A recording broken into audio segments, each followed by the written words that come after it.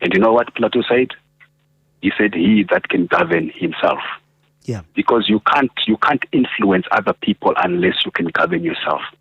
So it's all about looking internally. Our challenge as Africa, we tend to look outside of us.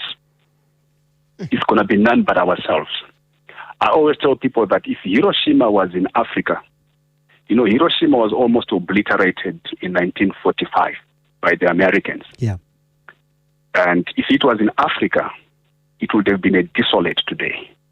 Why? Because we would have been standing and complaining and saying that we all what we are because of what the Americans did to us.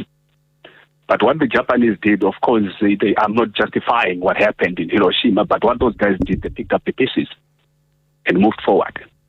So the challenge that we have is we tend to look for externally. We tend to be externally focused or externally locused, as it were.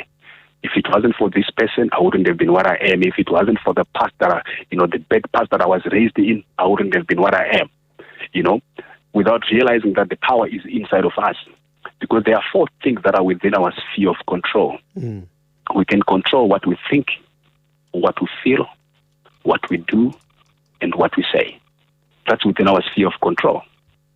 And the moment we focus on that, we actually end up even increasing our sphere of influence. Mm.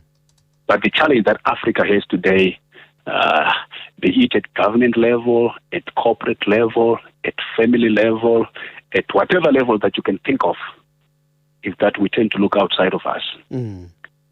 Our biggest enemy is not the enemy without. Our biggest enemy is the enemy within us.